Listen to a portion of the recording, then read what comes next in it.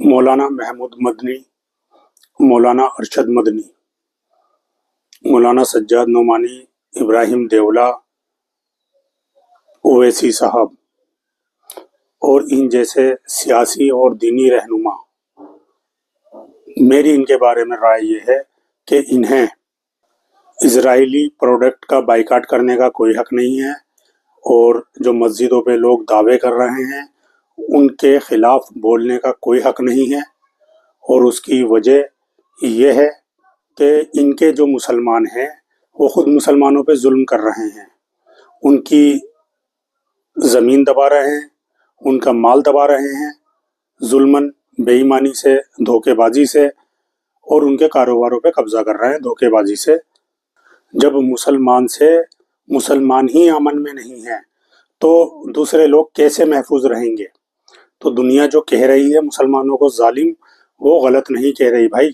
ظالم مسلمانوں سے مظلوم مسلمانوں کا حق دلوائیے، ان کو ان کے ظلموں سے نجات دلوائیے، پھر آپ کو بولنے کا حق ہوگا۔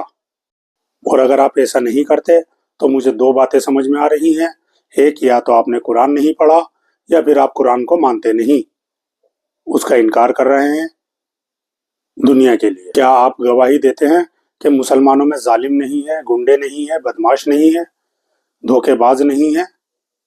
کیا گواہی دیتے ہیں آپ اس بات کی؟ جلے ہوئے اور سڑے ہوئے حصے کو ہٹائیے، اسلام سے باہر کیجیے انہیں۔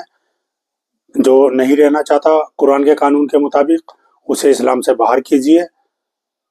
آپ زیادہ کی فکر نہیں کیجیے، زیادہ کی جو فکر کر رہے ہیں مسلمانوں کی، آپ اپنے چندے کے لیے کر رہے ہیں۔ آپ کم کی فکر کیجیے، پیور کی فکر کیجیے۔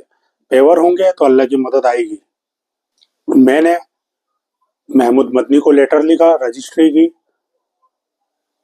اور ارشد مدنی صاحب کو میسج ڈالے، لیکن ان کو کوئی مطلب نہیں ہے کہ کسی عام مسلمان کے اوپر کوئی بھی ظلم کرتا رہے، انہیں اس سے مطلب نہیں ہے۔ انہیں چور، بدماش، ڈاکو جو دکھائی دیتے ہیں وہ مسلمانوں میں دکھائی نہیں دیتے، انہیں تو دوسروں میں دکھائی دیتے ہیں چور ڈاکو۔ تو کیا مسلمانوں میں نہیں ہے؟ مسلمان پہ ظلم نہیں کر رہا؟ تو پھر یہ ظلم انہیں دکھائی کیوں نہیں دیتا؟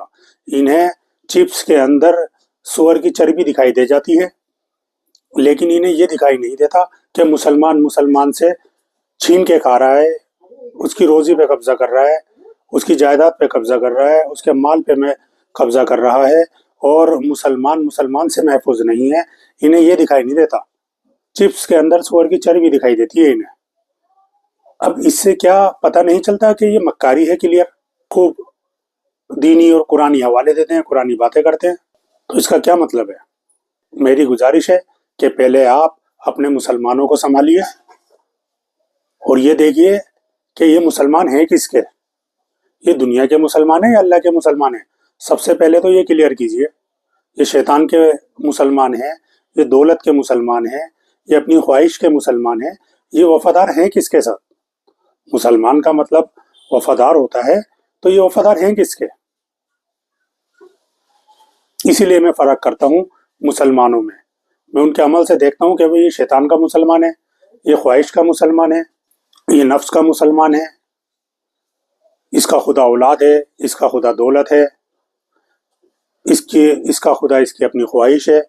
ان چیزوں کو دیکھ کے فیصلہ کریں۔ جس کا خدا وہ ہے جس نے قرآن نازل کیا اور نبی پاک صلی اللہ علیہ وسلم کو بھیجا اور دیگر انبیاء بھیجے، جو ان کو ماننے والا ہے ان کو اپنے ساتھ رکھیے، باقیوں کو ہٹائیے۔